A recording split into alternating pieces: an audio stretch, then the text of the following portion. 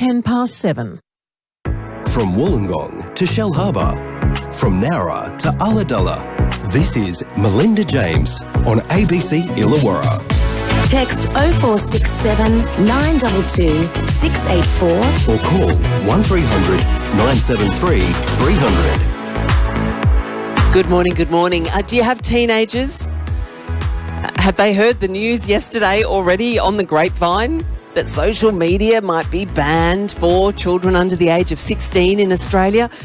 My kids had certainly heard about it but didn't quite know what it all meant. Very worried that things might happen very quickly. So many questions about this proposed legislation to ban children under the age of 16 from social media.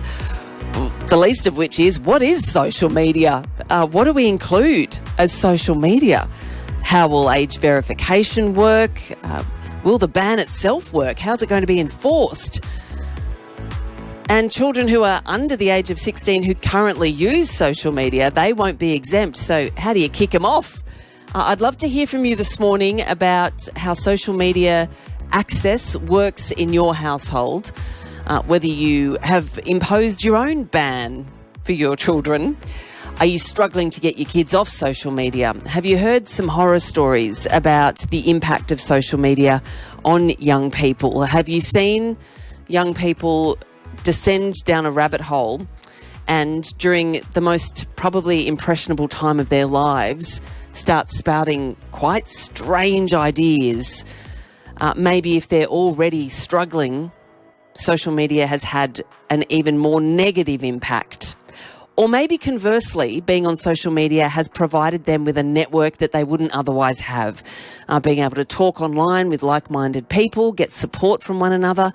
Look, there's so many things to consider, but the government has now said that they have decided to pursue this after it was raised by the opposition, of course. We're going to talk to Katina Michael, who is, of course, an expert in these things, the social implications and impacts of technology and the technology itself. Professor Katina Michael will join us in just a moment, but I'd love to hear your thoughts this morning. It's certainly something we all need to contend with as parents. And is that how it should be? Should it be up to parents rather than the government legislating that social media be banned? And again, I ask you, what is social media? YouTube? Can they not use YouTube? So, look, love to hear from you. It's going to be complicated. It's going to be difficult, and I'm sure it's still a way off. The government not saying that they had any particular time frame in mind as to when they would like to see the legislation passed. But we will talk about this morning, and I would love for you to join the conversation. So 1300 973 300. On a day that will be quite warm, and as you heard in the news, there a total fire ban in place. Unusually, because our fire danger is only high here in the Illawarra and Shoalhaven, but we could see some winds whip up. Some westerly winds will pick up this morning to about 25 to 40 kilometres an hour. And warmish on the coast at least. 23 in Bowral, 28 in Nowra, 27 in Wollongong and Ulladulla. Braidwood and Goulburn both looking at a top of 23. The weekend ahead, we'll see some hit and miss showers coming and going across the weekend. Low 20s for Saturday and then warming up again for Sunday, low to high 20s. Let's check on the traffic. John Pearson's there from the Transport Management Centre. Morning, John. Hi, Melinda. Things still looking good for a Friday morning. No major delays or crashes. At Spring Hill, just seeing some southbound traffic on Spring Hill Road, just near the industrial area there. From the Highlands to the city, also a good run on the Hume, all the way through to about Bardia at the moment. It's just some city-bound traffic from there through to the M5. If you're heading from Bateman's Bay through to Canberra, Kings Highway has reopened this morning in both directions at Warrie, just northwest of Braidwood. That's following a fatal crash late yesterday. So Kings Highway, all open between the Shoalhaven and Canberra. Trains running on or near to time on the South Coast line. A couple of trains cancelled on the Southern Highlands line this morning, one in each direction. That's due to urgent train repairs this morning. Tomorrow on the South Coast line, buses will replace trains between Port Kembla and Wollongong, and also between Dapto and Sutherland from 3 a.m. through till 11 a.m. tomorrow morning. All the details there at transportnsw.info, or stay up to date with the real-time transport app.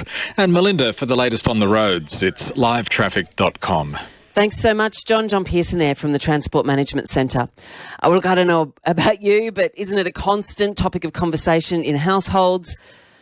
Get off your phones. Get off your phones, especially when you just see them scrolling through a bunch of rubbish. You worry about all sorts of things, not the least of which is what they're being exposed to, but just also the impact it has on their developing brains, this constant scrolling and never-ending chase for some sort of gratification. It is a big issue, the influence of social media on our children. The government thinks big enough to warrant a ban on social media for children under the age of 16. How would this work? We're going to talk to our expert, Katina Michael, in just a moment. But Ben's called in. G'day, Ben. G'day, how are you? Yeah, not bad. What do you reckon? Look, I'm a bit up in the air about it, to be honest. I've got two kids that both have social media, and like you said earlier, what do you define as social media? Yeah. Is YouTube social media? Because they can watch just as much stuff on YouTube as they can on Facebook or TikTok and blah-de-da. Yeah, what is it we're trying to control here? Because what about group messaging? Is that social media? You can do that via text Correct. or WhatsApp or whatever? Yeah, exactly, yeah. We've got WhatsApp as a family. Does that mean they're not allowed to use WhatsApp? Yeah, what are we talking about here? Yeah, it's Yeah, and how are they going to police this? I mean, you know. Yeah, It just, I can't see I can't see a police officer knocking on the door saying, sorry, your son's been on Snapchat or, Yeah. I just get over it, really. Yeah, you don't have to tell me too much, Ben, but is it a problem in your household? Do you struggle with it? No, they're very, my two are pretty good. They, and I trust whatever they're watching, and they know if there's something there that they don't think is right, they will come and talk to myself or their mother. Yeah. Yeah, well, a lot of people thinking it's up to parents. But Ben, we'll talk to our expert now. Thanks so much for the call. Bill in Barrel, get the kids off it. Nothing good comes from the socials with young kids, reckons Bill. I'd love to hear from you. Is it an issue in your household? Do you see the positive benefits of social media? How would this ban work? Or are you thinking, thank goodness the government's acting? I would love to hear from you. 1300 973 300. Professor Katina Michaels from the School of Business at the University of Wollongong, an expert in technology and, most importantly, the social implications and consequences of technology. Katina, good morning. Good morning.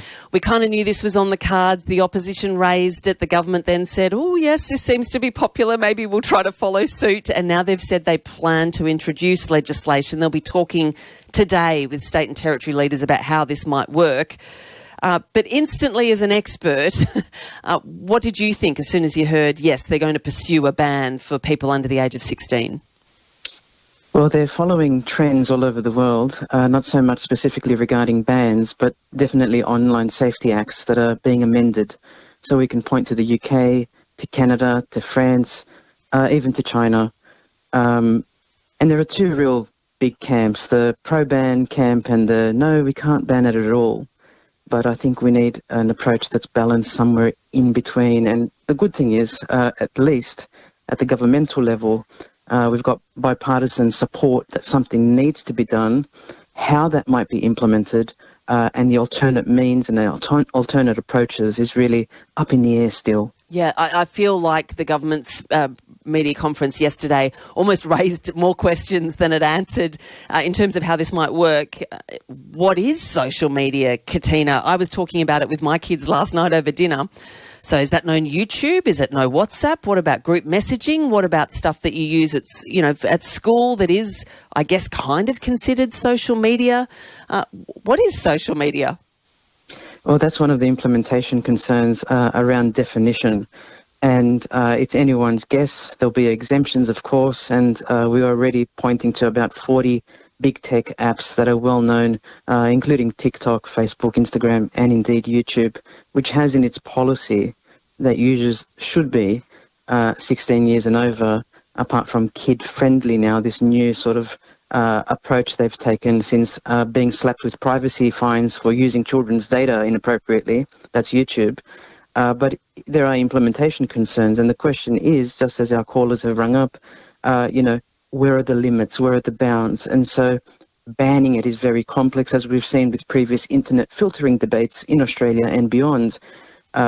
You plug one hole, then 10 others come up, and we're ingenious. Force us with constraints as a human person, as an entity in a government or an entity in a commercial sense. We'll find out new ways and new mechanisms of bringing and sharing multimedia, so it's anyone's guess. More research needs to be done, but certainly it's very difficult to define social media. So a ban is actually probably not possible in terms of implementation. Well, the Prime Minister himself, Anthony Albanese, conceded this will be a bit like alcohol. There are plenty of children under the age of 18 who manage to get their hands on alcohol, and similarly, a ban like this will not be foolproof and watertight. There will be still some children under the age of 16 who do manage it, and it's probably even easier than purchasing alcohol because it's quiet and behind closed doors and you can't always see what they're doing on their phones. But this age verification aspect of it, where's the technology at? And do you have any concerns about how this might look if it needed to be, for example, face recognition or something like that? Well, they are definitely talking about face recognition as the means, using facial biometrics and matched against an ID.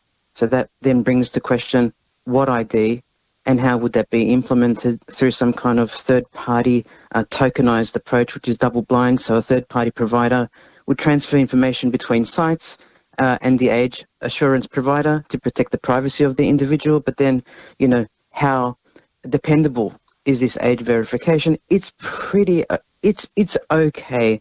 But as many Australian security experts have said, it's not a foolproof approach, and there are many standard bodies around the world, including the IEEE, trying to figure out how to standardise age verification.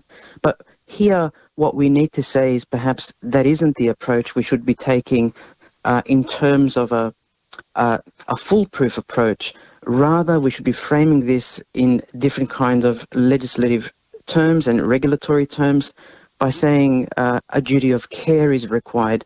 We all know, that the root problem is the unsafe products that are being built by commercial providers, and of course this nudge by design so that we have addictive behaviours occurring, so more advertising dollars are spent and more clicks and so forth. There's a business model there. We actually need to break the business model, and one way you can do that is to actually enforce a duty of care on all products that are designed before they're released. So towards risk assessment and risk mitigation, what you then have is a regulatory body that supervises, perhaps the e-safety commissioner, and say basically, look, where is your risk assessment?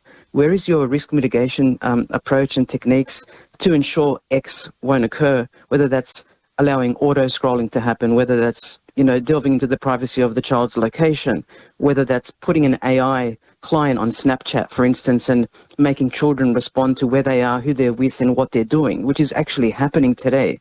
So I think there's a root problem that can be addressed. It's an all-stakeholder approach, and what we need to be mindful of is, sure, there is a parents' rights group advocacy movement and a child rights-based advocacy movement.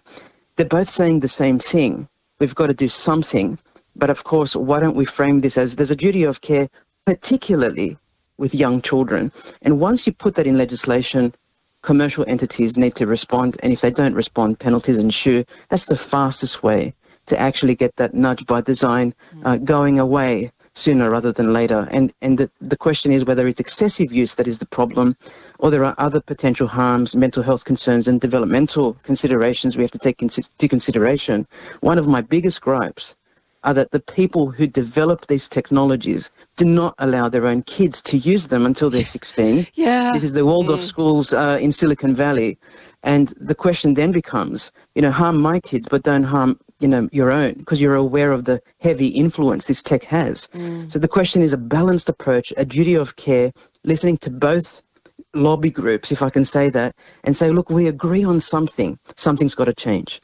So a more nuanced approach. And it's so difficult, Katina. We know that we're not that great at foreseeing some of the consequences of technological advances. Social media, it was meant to bring people together, allow you to connect with friends and family and share things easily. Who would have thought it would be manipulated by foreign forces to try to influence elections or promote various things, manipulated in different ways. Who would have thought it would be used by all sorts of nefarious forces? It's a difficult one for us to foresee how these technologies might impact on people too, isn't it? It is. And on the flip side here, we have noted today in our conversation enforcement difficulties, but there are other ways. Digital literacy is a very important aspect, whether we ban or don't ban or go in the middle. We've actually got to start talking more about this. One of the things I've loved about this debate, kids are talking about it with their parents.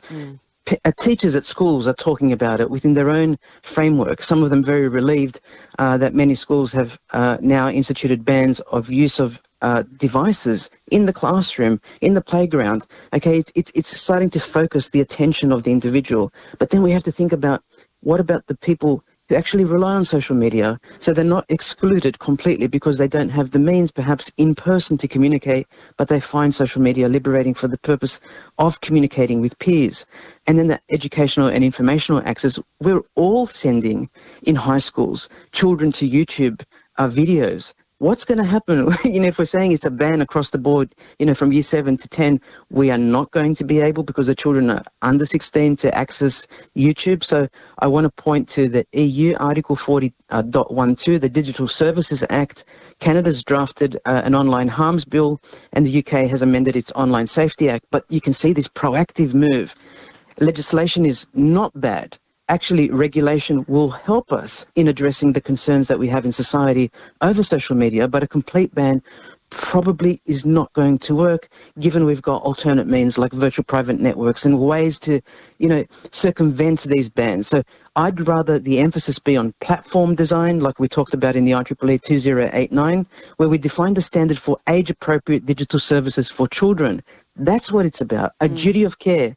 And I know when we help young people with this duty of care, most likely what we're going to see is this positive impact on the applications that we love and use every day, either as children or as adults, towards a benefit for all. So I'm not pessimistic at all about this move.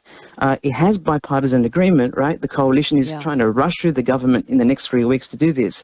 But I'm saying, let's just hang on a second. This bill has to happen, but in the right way, with the right contributions, and calling for more research on the impact of social media on addictive behaviours, on ADHD, on body image, on hate speech and many other things is appropriate, but at the same time not demonising social media, because what we're seeing are children loving this as an online space to communicate, to be creative, to imagine, to develop. It's not all about cyberbullying, and it's not all about derogatory language and online pornography, although these are some of the evils being pointed to and are out there. It's not like I'm saying these are not happening, and some children are suffering more than others, of course, given being predisposed to conditions. But I would say, let's do this methodically. Let's have a regulatory body that supports and the enforcement of these things. It's one thing to go, rah, rah, we need a ban. It's another thing to go, right, this is how we might have a duty of care to our young children and allowing them to flourish online. Because I'm not saying block the internet from children. I'm saying let's do this better. Yeah. We've always got room for improvement. Well, we'll see what the legislation eventually looks like. There are a lot of things to consider to make this effective, useful and not counterproductive as well. As always, Katina, thank you so much for your expertise this morning. Thank you. Thank you, Melinda. That is Professor Katina Michael from the University of Wollongong's Faculty of Business and Law. Dr. Surinder Singh says on the text line, after the Four Corners report on Monday, which, yes, was all about this stuff, it appears there is absolutely no duty of care for the protection of vulnerable individuals. The tech companies like Meta, ByteDance, etc. prioritise profit over mental health and the deleterious effect on normal child development. Social media is becoming the opium of society. It is concerning, but as Katina Michael said, there are ways for us to deal with this. We just have to have a proper, methodical debate about what will and won't work, what we can and can't do, and what are the negatives and what are the positives. How do we best protect children and other vulnerable people? I'd love to hear your thoughts. How does it work in your household? 1300 973 300 with social media. Are you grappling with it daily, or does it give your child something really wonderful, a means of connecting with others? 1300 973 300. We've got loads of stuff to talk about after the news, so stay with us here on ABC Illawarra, 7:30.